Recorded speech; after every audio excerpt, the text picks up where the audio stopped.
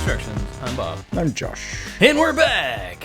I say that every time, but you do we record and then we don't for like 3 weeks. And quite sporadic is the schedule. I was thinking a minute ago it would be funny to start talking about a bunch of stuff in the last episode that we didn't actually do. So people thought that we had been recording and they just missed it, but I couldn't think of anything funny enough.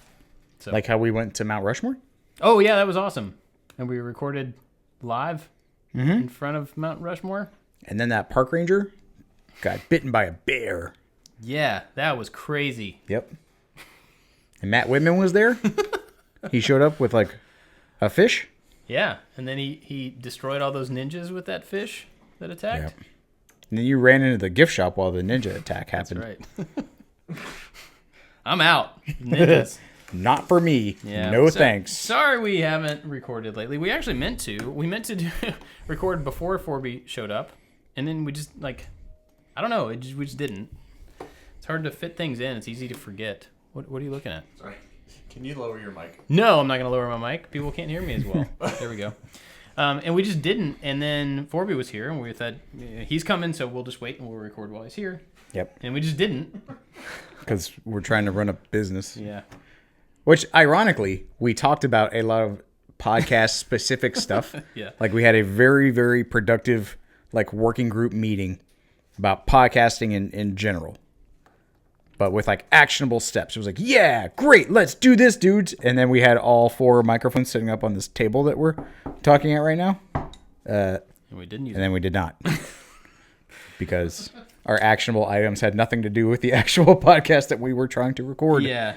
It's weird. I mean, we've had some great feedback from people who enjoy listening to the show. Thank you very much. We appreciate it. It's hard to prioritize. And I think that was one of the things that we talked about while Forby was here in a bigger context. But it's hard to prioritize podcasts, even though I think they're great. I think they have a lot of potential. You know, we have to do things that make money to run the business, to keep things moving in the way that we want, and we have a bunch of different stuff going on, so it is difficult to put this out front in the timeline. But if we don't record, it's not because we don't want to.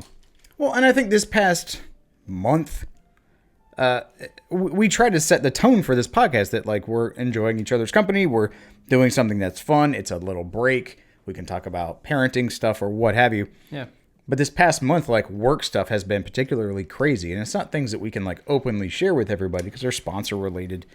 So in the middle of either frustrations or just the hectic kind of interactions we have and moving schedules around and trying to make very strategic decisions, it's not oh, hey, let's put all of that on immediate stop and go play Legos real quick and talk like everything is super fun and make jokes about things. Because sometimes, when we're trying to run a business, this stuff is not always jokey and fun. Yeah.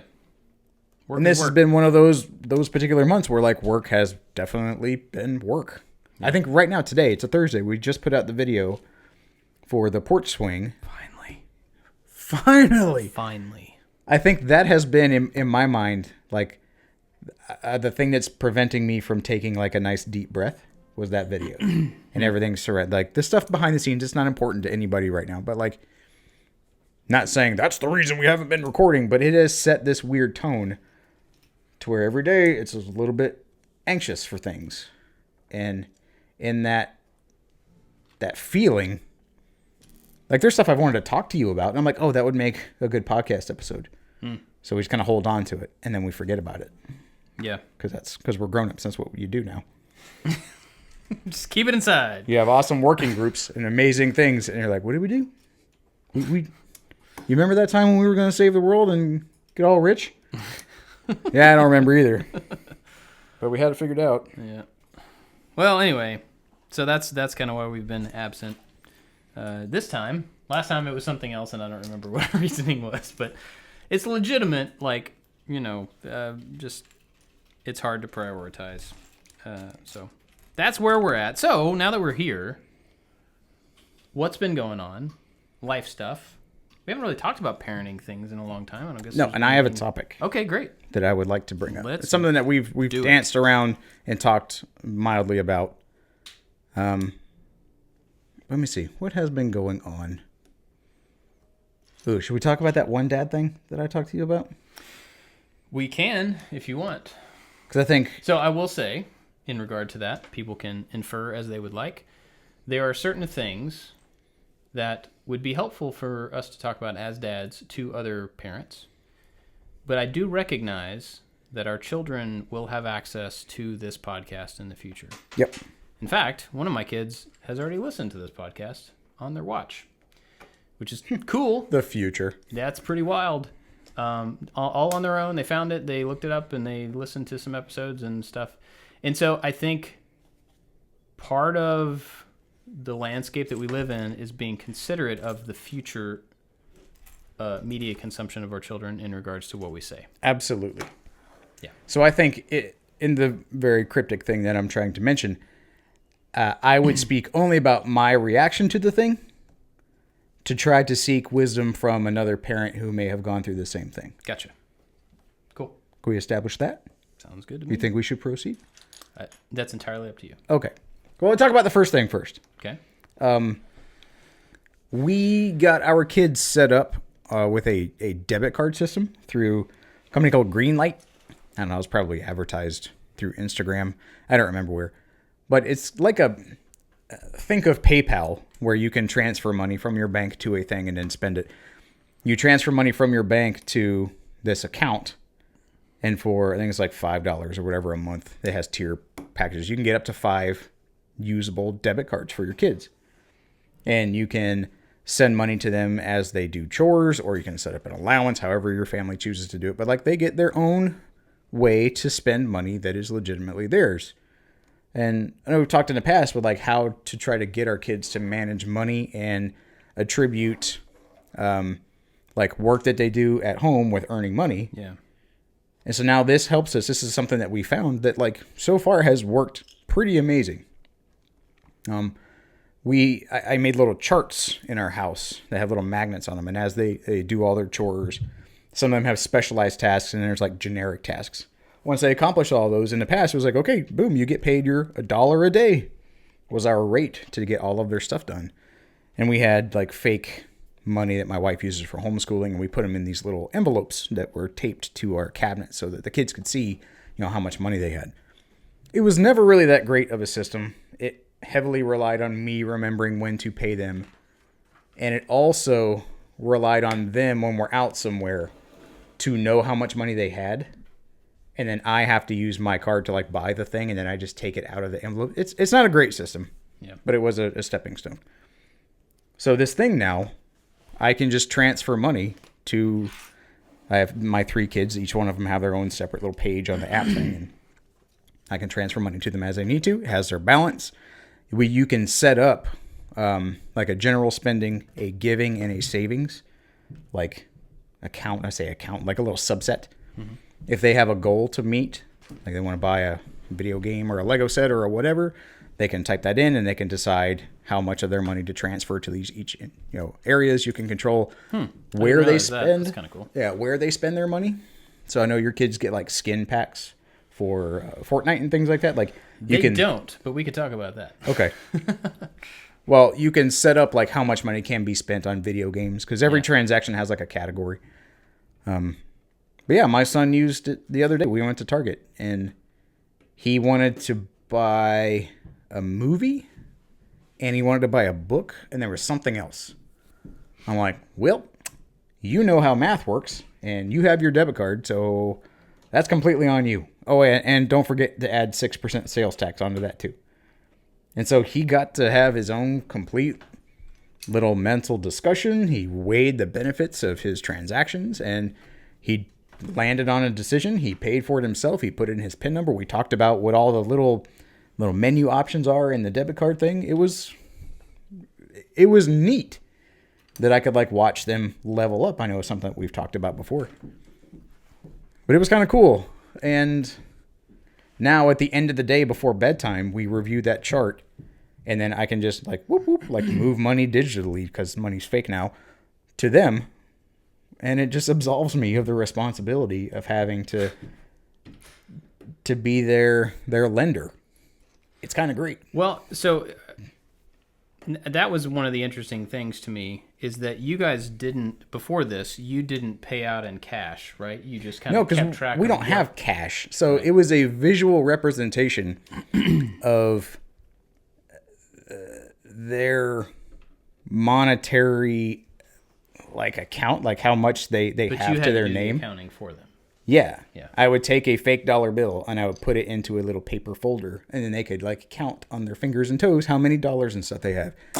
Because I never remembered. And they're like, oh, you didn't pay me yesterday. I'm like, but you didn't do the whatever yesterday. And so it was a lazy system because it wasn't a great system. Right. And so this helps kind of bridge that gap. So I did bring this up to my wife after you guys got it. And, we pay out, our kids make very little money on their chores because they have to be responsible parts of the home. They have to, if they're going to live here, they're going to do some of the work and not get paid for it. They're going to get paid for very specific things. Yep. So weekly they get, $6 or something like that. And we expect them to do the thing that we ask them to do and do it with a happy heart. And if they don't, then they don't get money, but they still have to do it. So that's kind of the way we roll. And so at the end of every week, unless they do extra stuff for an additional $1, they get $6. And then we do that in 1s and 5s. We have kind of a box of small cash that we use over and over. And we'll pay them, and then they'll, eventually they'll get enough 1s and we'll trade it out for a 10 or whatever like that. So we're kind of a bank for them, but they manage their own money. They have their own thing. We encourage giving out of that, and so we always try to encourage them to be kind of first fruits. The first thing when you get paid, the first thing you do is give some of it to somebody else. You give it to the church, you give it to a charity, or whatever you think that you need to give to. And in our case, it ends up being the church most of the time, unless there's an event or a thing going on. And so it is a bit of a hassle to manage the cash of it, but the thing I like about it is that they have wallets with cash in them. And so when they go to the store, they've always handled their own transactions, and they get to fumble through, the wallet that's as big as their hand. Mm-hmm. They pull out the cash and lay it all out and count it out, and then they have to deal with the 30-second thing of getting change into the little zipper pocket in their wallet and all that. It's inconvenient, but they're managing it, and they have since the beginning. So when I brought up the debit card thing as an alternative to make it easier to pay out, because that's really that seems like the big benefit. My wife was still like, I still want them to deal with cash and make a physical transaction as long as they can, because obviously everything's going to be card based going forward, digital going forward. Cash is going to be less and less of an actuality. So for now, and I kind of agree with this. I mean, I could see positives in both sides, but I think, holding money in your hand and then letting go of that money, it begins to mean something to you at a young age when you just don't have it anymore. Whereas without that experience before a card, I could see them maybe not, it doesn't seem quite real. I don't have a way to quantify how much I have. Well, Dave Ramsey says, I know both of us that went through that program, it says that you spend 20% more just by using a card than you do with cash. Oh, really? Yeah, because that course teaches you whenever you're going through their financial kind of financial peace university thing, to where you learn to get out of debt to pay for things in cash, because there is a very solid connection between handing a physical dollar that represents value in your mind to somebody versus the good or service that you're trying to exchange it for. And so just by using a debit card, it takes away some of the real, the tangibility, I guess. Yeah. The transaction is far more abstract. So I completely understand that thought process. Yeah. Hands down. And I think, there'll be a transition from our perspective for the kids. The older two will probably get one of the cards soon because they have a better grip on spending and savings and stuff like that. So we got it for the younger two. They just don't have access to, they have it in a wallet, but we keep it. Right. Because you have to buy another one if you lose it. And so that was also a thing. If you lose it, then you're paying for a replacement. Mm-hmm. So we keep the younger two because they lose stuff all the time. My older son, this is a stretch for him. Yeah. To maintain something that has importance, that absolutely has value. So it's that in itself is a teaching moment. Right. Have you seen any downsides to it yet? Any just you got to work around a portion of it or something? Because he doesn't have access to the app, right? Nope. Or does he? So one of the questions when we sat down and my wife and I, we spoke to him, we're like, if we have any questions during this process, because we didn't know whether we were actually going to do it, like we would write it down. And the big question that we had was, how can he personally track the amount of money that he has? Because he doesn't have a phone. Yeah. It is, let me see. So you can set chores. And like I just got a notification because he gets paid on Fridays, because that's a whole separate conversation. He got promoted. So he's no longer a day laborer. He's a salaried employee. But he gets paid on Friday for all of the work he does. And just like you, we have like, these are jobs that you are responsible for, that you get paid for. These are the things that you will do just because you live in our house, and I'm teaching you to be a responsible human. If it's a threshold, all of them have to be done before you meet the pay threshold. But the big question is, how is he going to know, without bugging me, how much money he has? Yeah. And right now, other than like some checkbook analog, because he doesn't have a phone.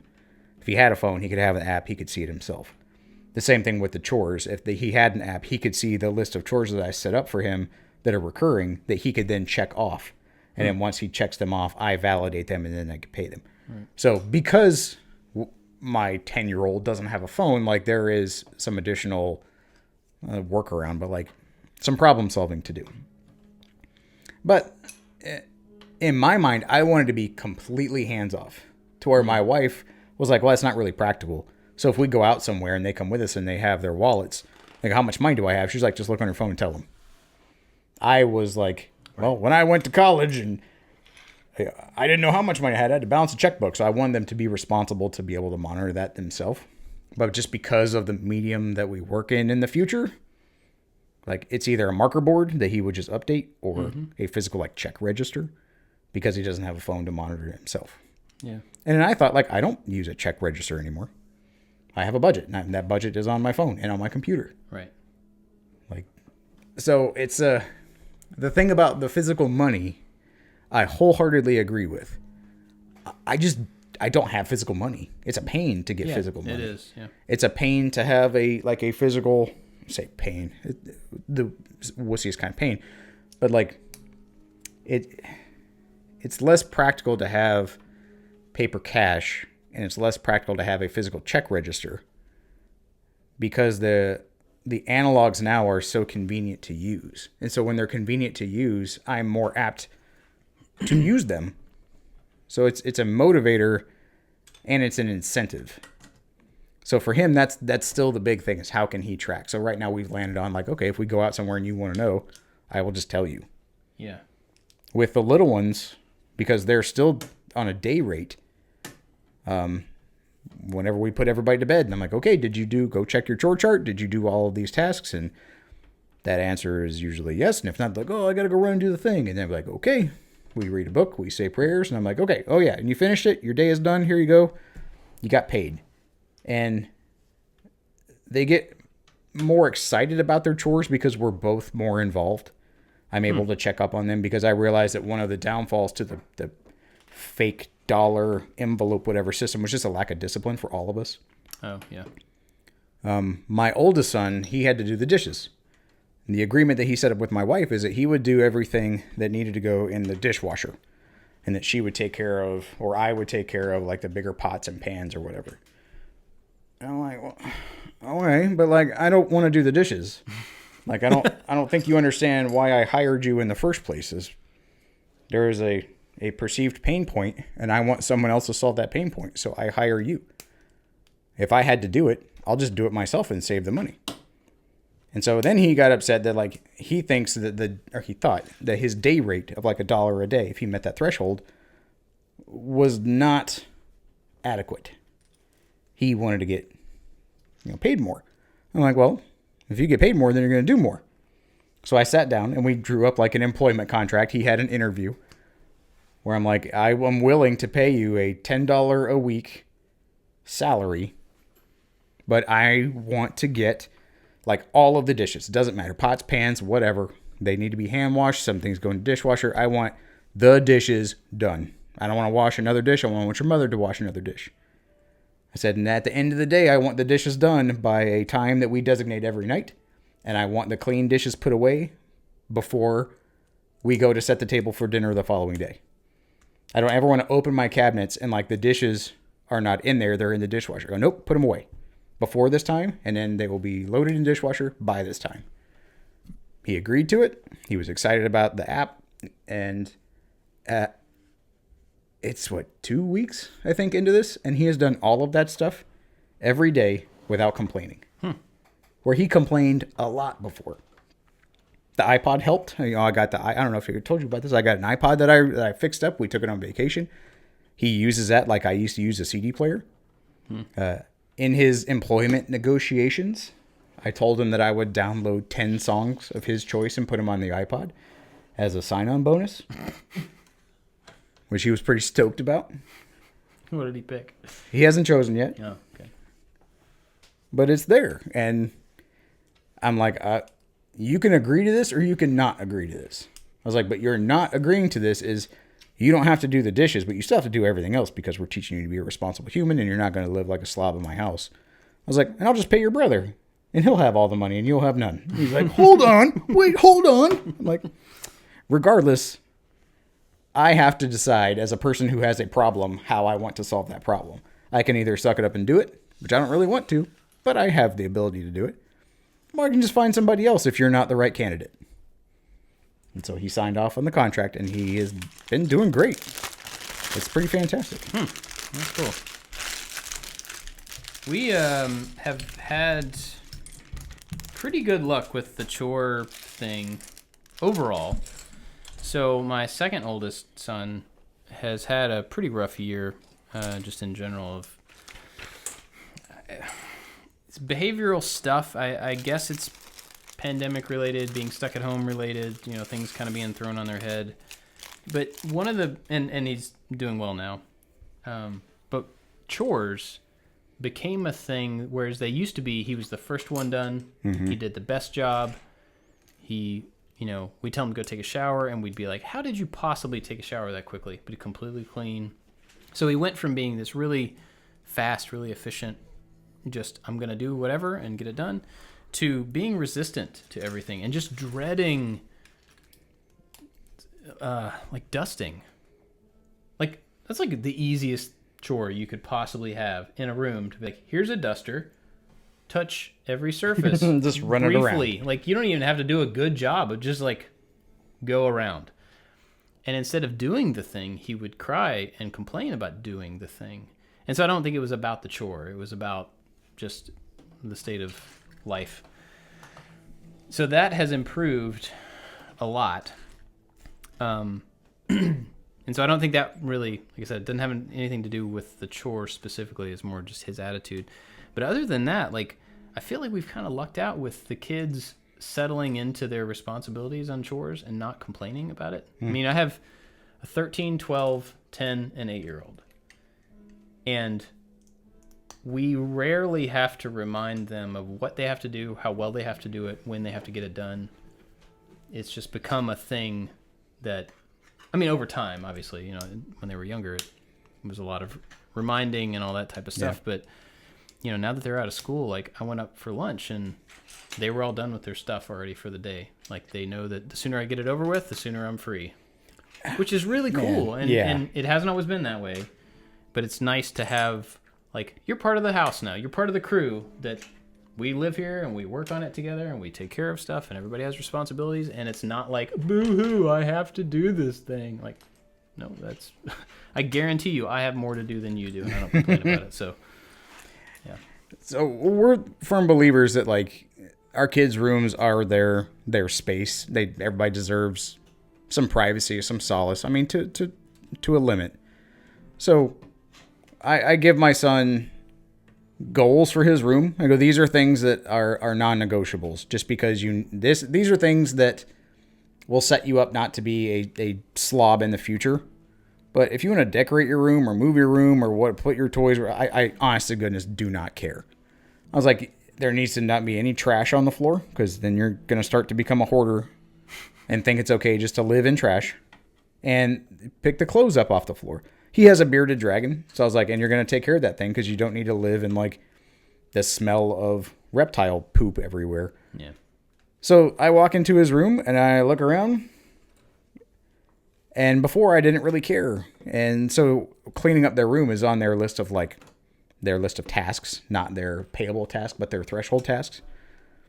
And he doesn't seem to mind anymore. I don't know if he just got to a certain level or whenever we like do a big deep cleaning, I'm like, look at how much more space you have.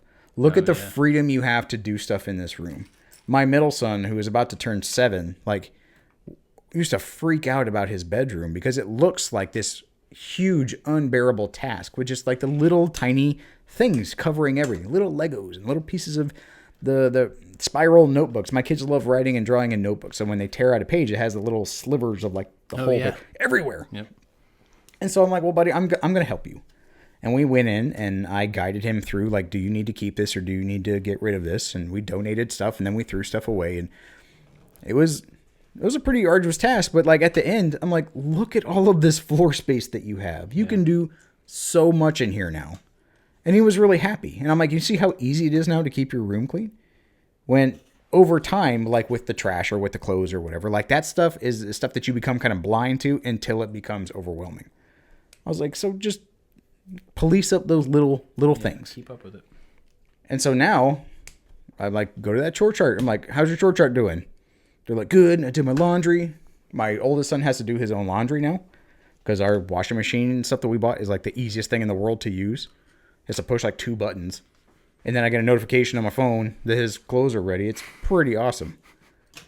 So the load distribution of like responsibilities to take care of the spaces that they occupy in our house has been pretty good. And whether, I mean, I'm sure that it's because they've been financially incentivized to do so. But then we also try to find ways to make it easy on them. Like, just do it first thing in the morning, get it done. Yeah. And that concept that you're talking about with schoolwork or with homework or with whatever, chores, yard work, like, if you just knuckle down and just go, you can be done. Yep. And my oldest son, I'm like, do you like it when I come up to you go, did you do this? Did you do this? Did you do this? Did you do this? I was like, is that just barking and whining at you and you feel angry? He's like, it makes me so mad when you guys do that. I'm like, well, how good would it feel if you just go, yes, all of it's done. And then just like drop the mic in front of me? He's like, well, that'd be pretty good. I'm like, you could get me just to shut up in my steps. Lock me up. Like, that's what you would do. Yeah. But what about this? I did it. Well, what about this? I did that too. What else you got? I was like, it's this air of superiority that you can feel in this moment. I don't know if that's the thing you if really you encourage. did it right. But you're Want not to feel superior to me? But kid? you're not doing it right. Yeah. Now, we've tried that. It's been interesting, like with the one I was talking about earlier. Like we've tried all the different tactics, and when I say all the different tactics, we've tried a lot of different approaches to getting him to understand the value of the time that he's wasting by being upset about the small amount of time that he actually needs to do something, you know. And it's been that part of the last, I don't know, year, I guess, has been extremely frustrating because it's not like, well, if we can just get to him through this way, or if we learn how to talk to him in a way that he'll really understand it, he can internalize it, because we've just tried thing after thing after thing after thing. And I don't think it's something that we can create. I think he's just maybe growing out of it now, you know, moving on or something like that. But because we've tried that same kind of thing, like, yeah, I won't have to give you these big long lectures if you're done with your stuff. You know, I won't have to irritate you anymore if you're done with your stuff. But do you like listen to me nagging at you? Yeah. No, then don't make me nag at you. Yeah, seriously, like. It's a cause, simple cause and effect. I don't want to do this. I don't want to bring this up anymore. Hey, but... you know, this sucks for me too. Yeah. So, anyway, but well, I'm glad that's working out from the chore perspective and the money perspective. I mean, I think it's really cool. I'm anxious to try it, but I totally understand why my wife wants to. And I totally get that perspective. You know, hold on to that a little bit longer. And if it weren't for like us trying the paper bit of it already, I know that it was an analog to actual physical currency, but this just seems to work a whole lot better. I'm able to manage it a lot more. Okay, so cool things. They're not sponsoring us. We should call Miles and see if they can sponsor a video because that'd be dope. But I talked about you can like designate a particular savings item and then work toward it. Like you put the price in the app and then so they can see how much more money they need to accrue. The giving app, you talked about giving to church. So I talked about that with my son. Like, so now that you're earning real money, it's time to set up the 80-10-10, spending, giving, saving thing. So when he gets paid his $10, I am able, in that automated process, it asks me whether or not he did his chores, and I am willing to pay him yes or no. Because I told him in the 7-day period, he gets 3 days of messing up. If you mess up any one of the goals that we have more than 3 days, you don't get paid for the week. He said, okay. So it'll automatically designate 10 in savings, 10 in giving, and then the 8 in spending. You're able to find charities and automatically give the give amount directly to a charity. There's also a different tier where it has an investment option where your kids can choose to invest. And I'm imagining like a Robinhood type, investment app thing. We didn't go that far because we were talking about giving and giving the first 10% of what you have for the glory of God. And I was like, well, we give ours to the church for these reasons. He's like, well, I mean, our church is really nice. And I don't think the church like really needs my money. And I'm like, well, that is that is a way of thinking that a lot of people have.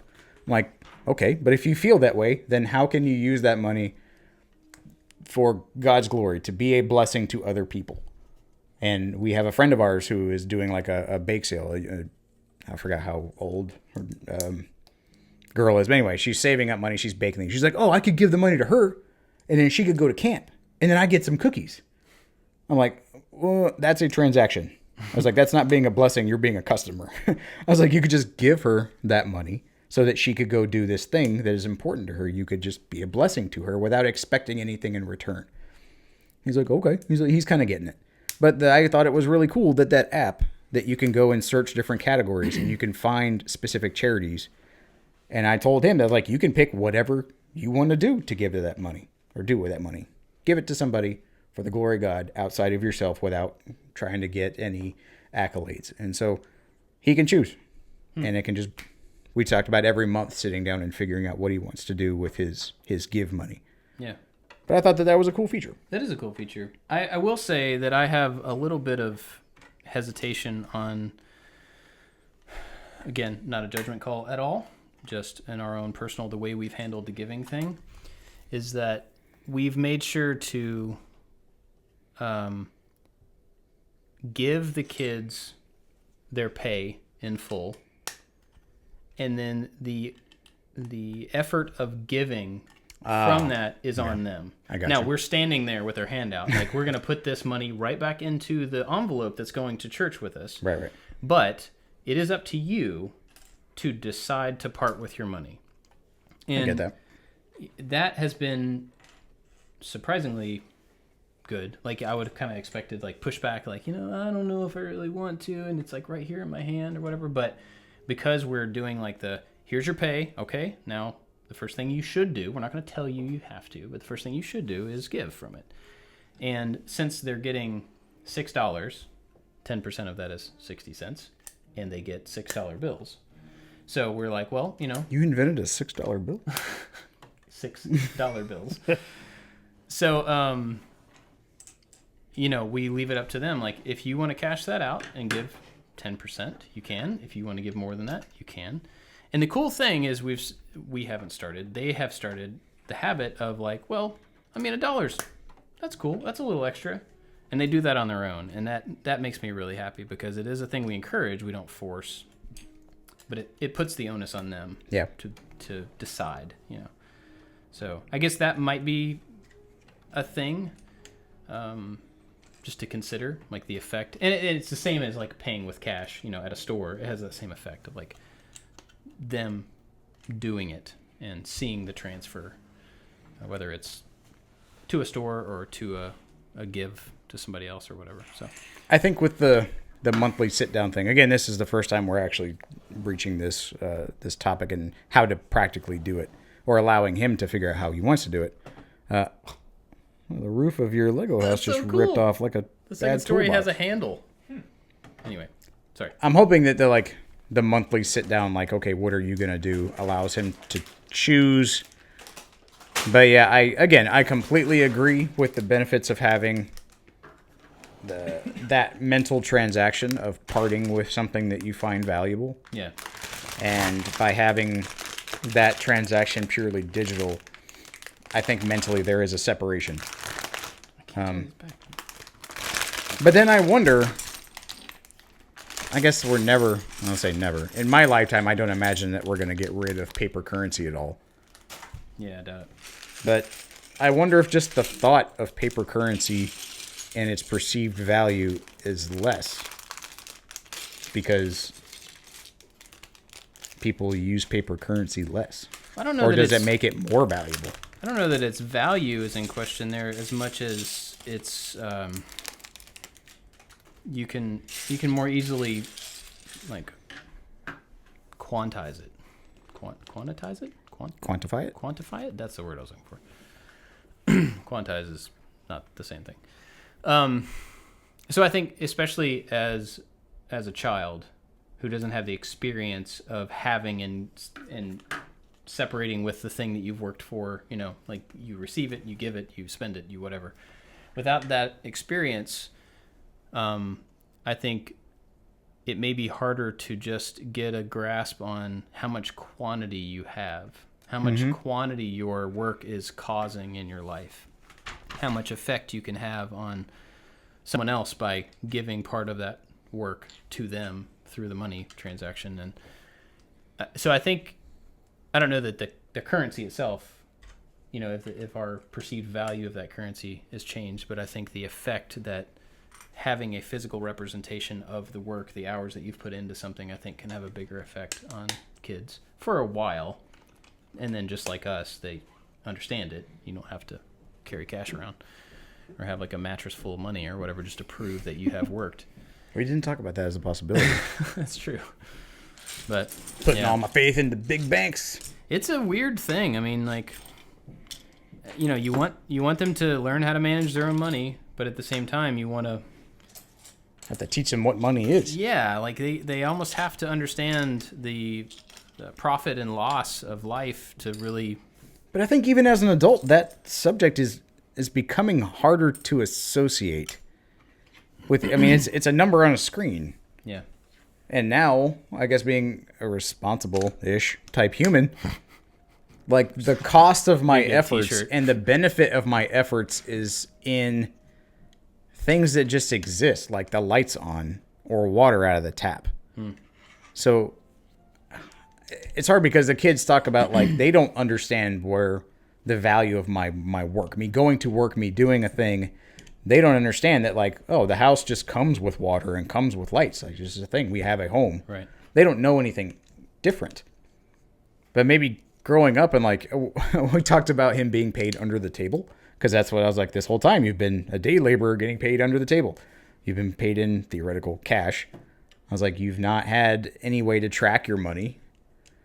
And I remember when I stopped getting paid under the table, like, as a person, I was like, oh man, I gotta pay taxes and all this other stuff that like was a concept in like a flash of a lecture in school in one class that I was not able to understand. Transaction fees, like I don't know what that means. First time I had a checking account was when I went to college, and the only reason I had a checking account is because SunTrust Bank in Central Florida gave me a free T-shirt.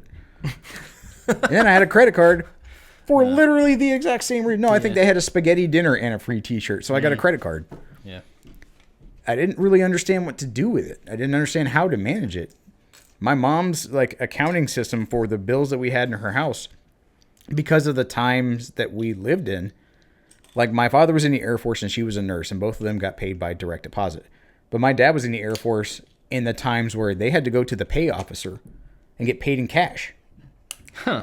Yeah. Wow. So their ability to learn how to manage money with the practicality of adapting your practices to the changing times was very dramatic. She had a picnic basket, like a Yogi Bear style picnic basket that sat in the living room beside this chair that had all the bills and stuff in it. And I was like, I'm getting older. I'm going to college. Hey, Mom, can you teach me how to, like, manage money and live? And she's like, oh, absolutely. And so she sat down and she pulled out this picnic basket. First, you got to buy a picnic basket. With litter in it. It was like the recycling bin. Basket of trash. Yeah, like go out to your driveway and pick up your recycling bin and then just like, this is how we pay the bills. First, I have to call the bank. I know how much we should be getting paid, but I have to make sure that it actually is that amount. So I call the bank. I'm like, on the phone? And this was in like the late 90s. So the internet was a thing. You dare not trust your actual money to it at this point in time. But I'm like, okay. He says, and then I owe these people. And then we got to write these people a check. I'm like, a check. Okay. I wrote a check one time in school.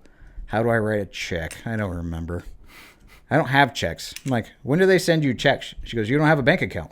I think I had an account, but I had, oh, no. That's right. I had an ATM card. Oh, yeah. ATM card. Anthony, do you know what an ATM card is? Yeah. Okay. Not a debit card. You couldn't use it at a store. You could only go to the ATM and pull out physical cash. So when I got my checking account in college, as a grown-up on my own, I didn't know how to use it. Like I thought I had to take it to the ATM because I was dumb and didn't know any better. I used it at a gas pump one time, and I got really scared. So I only paid for $5 worth of gas on my debit card, my actual debit card linked to my checking account. And then I went inside and paid the rest in cash because I was afraid I didn't know what I was doing. That's funny. So I think like this being the baby step introduction to you receiving an income source for work that you do, and then how you are able to manage that through saving, through like fluid, spendable money, and then also setting that money aside to give. But I think understanding that transaction process in the times that we live. Yeah. So while, yeah, I don't know if I want to pay them in cash. That means I have to go to the ATM and get an ATM fee just to pay in cash, or go get cash back at the store, and they're only going to give me large bill denominations from the automated machine. I'm still of the mind that just about every time I go, and maybe this is an age thing or a habit or a both, I don't really know, but when I pay at the grocery store, somehow it ended up grocery only, I always get $20 cash back so that there is cash in my wallet for whatever. Yeah. And it turns out that I end up spending that most times on haircuts because like when I get my haircut, it's like, well, let me pull out my phone and stick in my Square reader. And I'm like, here's a 20, like be done. But it's weird that I don't think I decided to do that. It just turned out that I don't, our bank is not here. It's in Georgia. So I never moved accounts up here. There's no ATM that I can go to. Our bank doesn't have physical locations. Yeah. So, I mean, like, the only way I can get cash from my bank account is to do cash back at one of the stores. Yeah. And I think just having some cash on hand, although I can't remember the last time I had to pay with cash somewhere, but I think there's something about, like, having the option, just having a little bit in the wallet, Yeah. Now, kids aren't going to feel that. I mean, they don't need to. But like they're not going to have that experience of, I don't know which stores I can pay with a card at yet. Because I remember that time. Yeah. Absolutely. Like, there's just certain places you just have to have cash. And I don't think that's really a thing anymore. I'm trying to think. There's like that one ice cream place in Louisville that we tried to go to that one time. And it only accepted cash. But yeah, I definitely remember, like, can I use a credit card here? Having to ask that walking into a store. Right. And then it transitioning to the point to where like, oh, that's just bad business. You're a terrible businessman if you don't take the money that I'm trying to give you. Yeah, why wouldn't you? Rather than it being like, oh, golly, can you do this thing? It would be great if I could have your stuff. Can you please? To like, why are you doing this? You're losing money. This is stupid. You're going to go out of business soon, and walk out of the store. But like for haircuts in particular, that's something that we digitally budget for. Yeah. So because usually myself and my two boys, like we go get a haircut at one time. I factor in the tip. I know exactly how much I'm going to give her. It's all because we live by a budget, like all that stuff is preordained. And so whether I got that money out in cash or I had it allotted digitally, like it's the same to me. Yeah, right. But when we were doing Dave Ramsey stuff and we lived in Belgium, man, talk about dedication to trying to do that. So the Dave Ramsey thing I'm talking about, it talks about you have these envelopes. You sit down, everything that you have to pay with a check or online, your utilities or whatever, you pay that way. But everything else, your groceries, your haircuts, if you smoke cigarettes, whatever other cash, your daily transactions, you try to do in cash as much as you can. So you go to the store, you plan it all out. You're like, hello, cashier, Becky, I need 37 ones. I need 4 10s. I need 2 20s. And then you break it up like that meticulous. That's one aspect, which was really beneficial at the time. Because when that envelope is empty, you're done. Right. You can't overdraft because it's cash and you don't have any more. But when we lived in Belgium, we had to pay our local bills that way. So we would go to a thing called the cash cage, which was so weird. On the international NATO base, but run by U.S. Army finance people. And so we would go, all right, I need 7 20-euro bills, 4 16, like 16 5-euro bills. I need a handful or this many 2-euro coins. Then I need 4 $20 bills. And it was so crazy to come up with this like shopping list of money, denominations of money. That is really strange. It took a lot of discipline, and it was very frustrating for a very long time, but it set us up on the proper path. And we paid off so much debt that we just lazily, ignorantly, immaturely got into because we didn't know how to manage money. And while that meticulous denomination shopping can easily be one extreme, Yeah. I think this is a lot more inside the current bell curve for us. While, yes, I would love to do the cash thing like you're talking about. We kind of tried it. It kind of didn't hit. That could have been because we were undisciplined. It could have been just because it's inconvenient. Therefore, we're not apt to do it more often. But I am really proud of this being an option. I'm really proud that this is currently working. Yeah. That the card itself has intrinsic value on my son. It allows him to level up mentally. It allows him to take on some responsibility. It allows him to have a little bit of freedom. He has a wallet. He knows where his wallet is now. My middle son, like I bought him the one ring from Lord of the Rings for his birthday. And he loses it all the time. And it randomly shows back up. On another Hobbit? Yeah. People get killed. It's terrible. Constantly. Yeah. But he's like, oh, where's my card? I'm going to put it in my wallet. I'm like, well, you don't have a wallet. He's like, yeah, but I made one out of paper. I'm like, okay, great. But where is it? Well, I don't know. And I'm like, that's not a good start, buddy. He's like, but I want to have my card. I don't want you to hold it. I'm like, okay, well, where is your ring? I don't know. I'm like, that's the one ring. If you can't hold on to the most powerful energy source in all of Middle Earth, how can I trust you with your own debit card? So it's in a secure location. It is in Mount Doom. Yeah. All right, so switching gears a little bit. This is it's same financial talk, but you mentioned buying skins for Fortnite earlier. Mm-hmm. So, I am all Do we need to explain what skins are? Maybe. So, in Fortnite and other games, they're a skin pack for characters. So, when you go into play, you can pay extra money every month or every whatever to buy a different skin. Like you rent them? Well, no, there are new ones every month. So it's like clothes and stuff. Digital clothes. Yeah, digital clothes for a character that have zero bearing on playability, on capability, anything. They affect nothing. So like when you make a Wii character, some of the features are behind a paywall. Yeah. But they don't actually do anything. Yeah, it doesn't affect your gameplay. It just makes your thing look a certain You may have way. a different dance at the end of the thing when you kill somebody. Maybe. Okay. But it doesn't actually affect the gameplay. And I want to be really clear about that. It doesn't make you any better. It's not the golden gun. Right. It has no bearing. You just have a gold gun. On anything. It's not a golden gun. So when my boys started playing Fortnite, they played for a long time. There's an in-game currency called V-Bucks, and you can buy V-Bucks with real money so that you can spend them in the game on multiple things. So basically you can deposit cash, you get these in-game thing credits that you can spend. Like Twitch had like bits. Yeah, very similar. Okay. So they also have this battle pass thing, which is a monthly or quarterly, I don't remember, collection of skins and emotes, dances, and again, things that don't affect anything. Mm-hmm.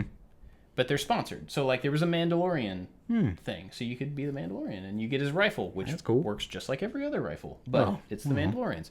And then there was a Marvel one, and there was whatever. So they just want to look like these sponsored characters. But it's a collection of these assets. Yeah, that monthly thing is. So when they first started playing, they asked me if they could get this battle pass, and it changes occasionally. $5. And I was like, okay, we're setting, the game's free. That's how they get you. So we're going to, yes, I will get you each the battle pass on your different accounts because you have to do it per account, not per console. So we do this thing. Next month comes around and they're like, oh, can we get the new battle pass? I'm like, I'm not paying for another one of those things. It's $5. If you want it, maybe. And they were like, yeah, I have $5. And then the more I thought about it, I'm like, wait a second. They didn't have the experience or the same experience of taking cash, going to a store, buying a toy. They have had that experience. But my experience was you get money, you go to a store, you buy a thing, you come home with that thing, and you play with that thing until it falls apart. Yep. Or you get tired of it, or you sell it, or you whatever. The digital transaction and digital object financial situation that we are currently in, the pay for functionality behind an app wall or skins or filters or all of that stuff we are used to because it happened when we were adults. And we had a concept of value and we understand that our money is going to a thing. Mm-hmm. And so they don't have that yet, but they are immediately thrust into, if I want to look like that in game with no effect, I spend money. Mm-hmm. And so I immediately pushed back on them and said, you know what? We're not doing the skin thing.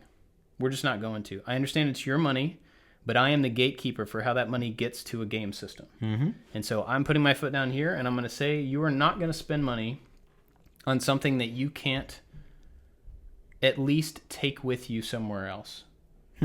So if they buy a game, they've bought games, that's a digital transaction for a digital object, but we moved from a PS4 to a PS5, and they could take that with them, right? So I look at that as it's an object. Mm-hmm. It's just a digital object, and it has effect. They can play the game and get enjoyment.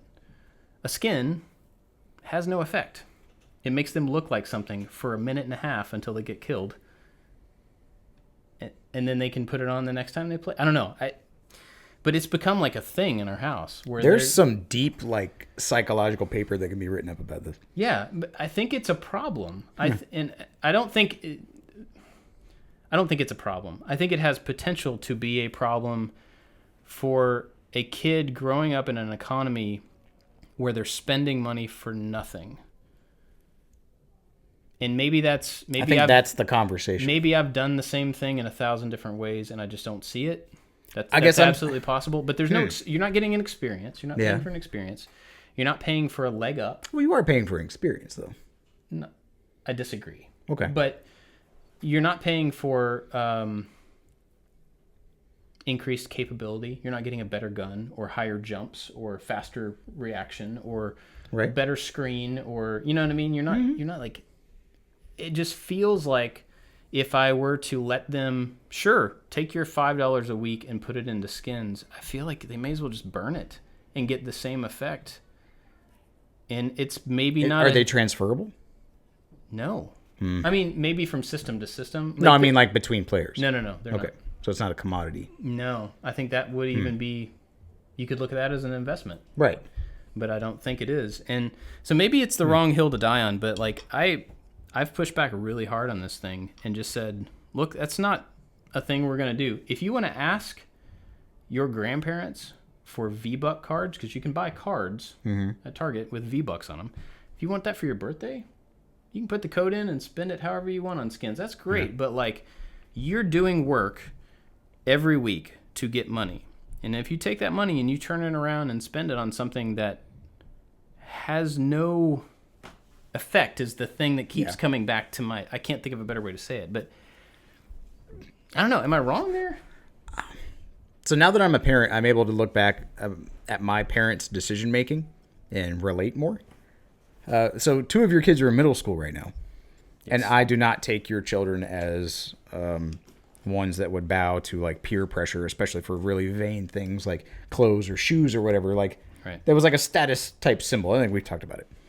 So I remember going to like buy a pair of shoes with my mom, and there were these one pair of Nikes that we used to see in the East Bay catalog. I don't know if you got that.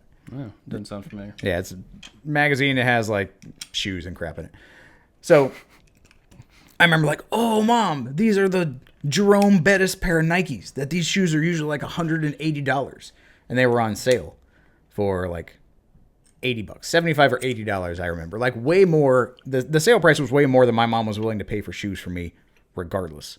She was like, no, that's dumb. She's like, why would I spend that much money on shoes? You're just gonna grow out of it. The whole real reason. The only reason that you wanted, and I placed value on those things, was because of peer pressure. There's some societal norm that I was trying to achieve. The shoes I had on my feet, my outlet mall Converse, worked just fine, I suppose. I needed some new shoes, but there's no reason we couldn't go to the Converse outlet and go get those. Right. So perhaps, I'm giving kids the benefit of the doubt, it may be some status symbol thing among peers that, yeah, you have the character that runs around in his underwear and shoots the gun. You can still kill everybody. You can be a champion with your underwear guy.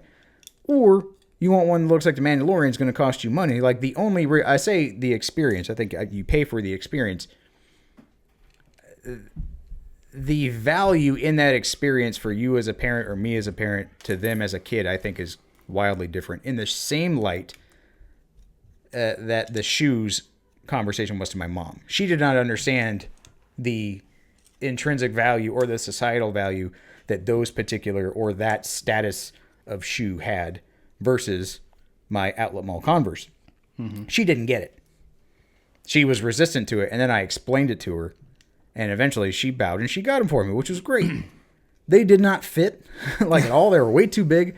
It was like a Doug Funny type situation where like I had to get the same shoes, but you had to stuff towels in them. I don't know if you ever watched Doug. No.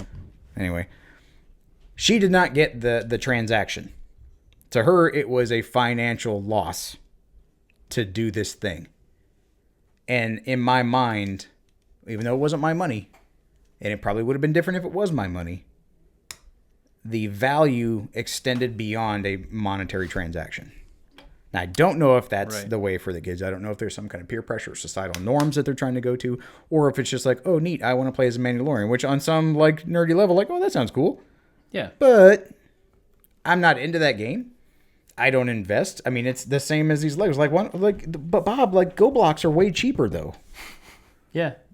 And so it's strange, and it's just because I am now being able to empathize with the decisions that my parents made now, like what my kids put value in. I agree with microtransaction games. I don't. I'm glad my son doesn't like Fortnite because there's killing, and he doesn't like that concept. Hooray. And then I also shut down the idea of microtransaction games. Not because they're fun, not because they're like a way to relate to your friends or whatever. Just you're being swindled. Yeah. That's what bugs me. Yeah. So yeah. I will immediately nip in the bud anything where I feel like or people that I love are being swindled, regardless of what it is. So I'm already a no. So my kids don't really care about skin packs or microtransactions because I've eliminated that from possibilities in their mind. If they want to make those decisions later on, that I am setting them up now to be able to make decisions about their financial well-being in my own home where it's okay to be stupid with your money for now. Yeah. But at a much younger age, you can have that stupid period before you realize your responsible period. And hopefully by that time, they can be ready to then go out into the world and not leave their debit card and their driver's license and the little Tubi thing at the SunTrust Bank in Orlando because you don't know how the little Tubi thing works. That's a very, very specific example. I don't know. I mean, it just kind of came to me. I don't know. Yeah, I mean, I agree. And I think, I have shown to the kids the difference in the skin purchase, that microtransaction that has no effect versus the ones that do. And I think I'm trying to make the distinction there. Like DLC content, like they've bought that. That's more game. Yeah, it's more game. It's new levels. Yep. It's new weapons. It's new whatevers, new dinosaurs in the game that they're playing. That's great. And I encourage that because I get that you are buying into more. You're spending on something that you get in return. The skin thing, or like emotes. These they're like, it's not even that they're non-tangible. They're like, It totally is non-tangible. It's all non-tangible. But I mean, I wish there was a word. I can't figure out what the word is. We should invent that word. Yeah. I thought about it while you're doing this. They don't understand the concept of having, like you talk about paying for a toy. You play with the toy until it goes away. Ninja Turtles toys comes to mind. Because you think of how many variations they made of those 4 characters. Yeah. And how many ridiculous Raphael Ninja Turtles that I had to buy just because, like, ooh, well, this one he wears a mask. Ooh, this one his head flips into a shell. Ooh, this one he has a Hawaiian shirt on. I have to get all of them. Right. To where now it's a digital asset. So on a business standpoint, like, hooray, Epic Games. You kind of did it. You learned how to print money. Congratulations. You're just not going to print my money. Yeah. I mean, if you could sell them at a yard sale, you sell a Fortnite skin I guess at a yard that's sale? the thing. Is it? What do you do with that value? Value means different things to different people. I think we understand that. But what is it that you're hoping to get out of that value? Where is it placed? Is it placed in your status amongst your friends?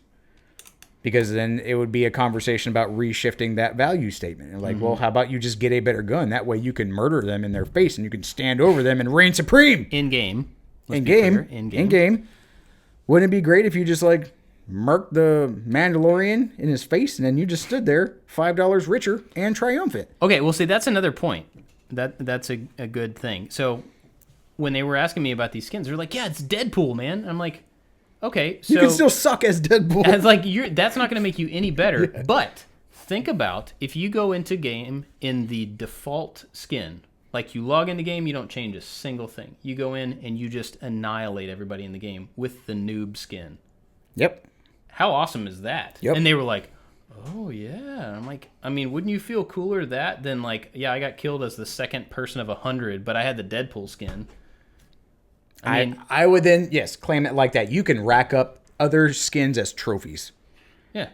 You in your underwear with a bazooka king, like, boom, take out Deadpool. You could, like, and you imaginatively hang a Deadpool head on your wall to where you don't give other people that satisfaction of hanging your Deadpool head on the wall. And so I did that. I logged in. The one time I've played Fortnite, I logged in, didn't change a single thing, default skin, won the match. Nice. It was pretty awesome. And then you just hold on to a $5 bill and and put it into your pocket. And I was very like, comedically. That's how you do it, guys. And then I walked away because I know that if I play again, I will get destroyed. But and you'll want to be Deadpool? yeah. Like, yeah. That Deadpool, those are pretty I don't know how this Deadpool skin got on my account. I mean, so like I'm just like the Mandalorian? That's just how that works, guys? Must be because I'm a dad. That's pretty interesting. Anyway, we've been going long. I hope this was an interesting conversation. You can let us know on social places. Yeah, I would like to hear back from people on this. Right. I mean, I think it's an important thing. Especially people that have older kids. How did you teach them about money? And especially, how did you teach them about money in this day and age? Man, that sounded old. In this day and age where money, where money is a weird thing now. Yeah. Like, it almost has to be completely online. So how do you do that? I'm curious. Yeah, I would like to know. And if you're on the Discord server, if you're part of the Maker Alliance, you can talk to us about it there. Mm-hmm. I am making effort. I don't know if anybody's noticed. I noticed. I've been spending a lot more time on Discord because not that I ever didn't do it on purpose, but I'm leaving it open now. I'm spending time talking to people there and trying to be around and engage more. And it's awesome because it's a fantastic group of people. So if you want to join the Maker Alliance and get access to the Discord server, get what are you pointing at? I'm pointing at the thing on the screen. Oh, it's on screen. Yeah, it's iliketomakestuff.com/join if you're listening. But we have a bunch of things in the Maker Alliance that you get if you're part of that crew. Discount codes, which I just sent out today.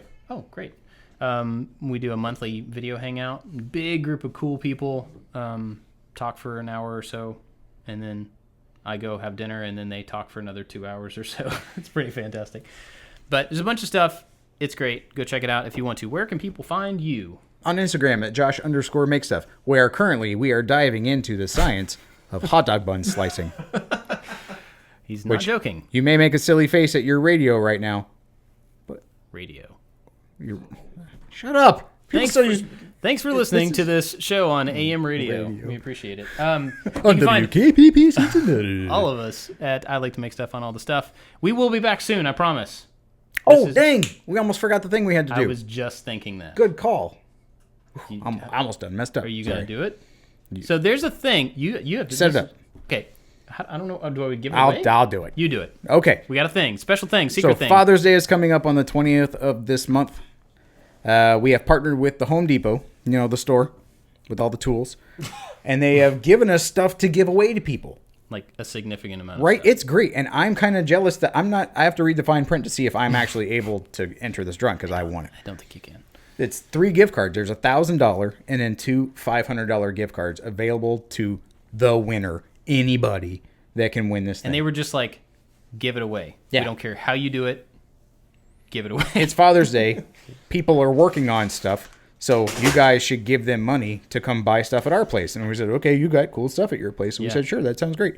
So we are creating a Gleam giveaway. If you're not familiar with Gleam giveaways, it's a little thing you earn entries. Think of, tickets, because apparently I'm old and talking about radios. You get your raffle tickets. Hey, you go to the Twitters and you look at I Like to Make Stuff, and I hand you a raffle ticket. Well, in the Gleam thing at the very bottom, it says the bonus code or the secret code. I don't remember how I worded it. I'm old and I forget things. You enter a code word, and it gives you 10 raffle tickets. Extra tickets. It's super great. That code word is dump truck. Ooh. All one word. I believe it's all in caps because that's what Gleam did.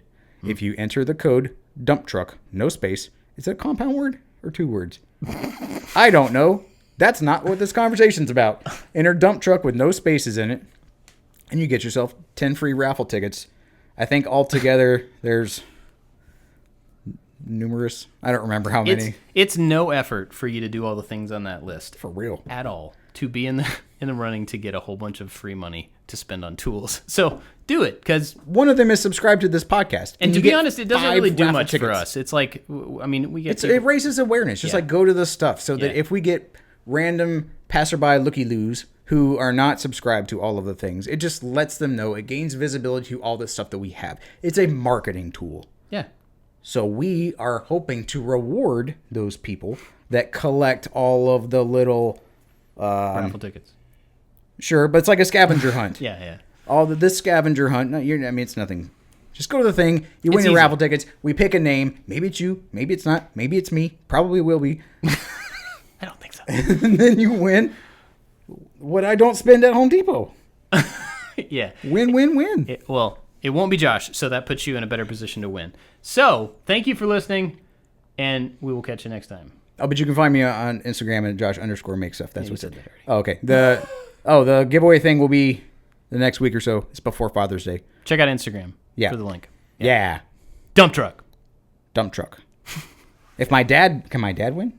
He's just a dude. He is a dude. Our wives could enter. That is true. That's how we do it. And our children. You're going to get us Call in me trouble. weekends. Yeah, our wives and our children can enter. And they'll never know about it. See you next time.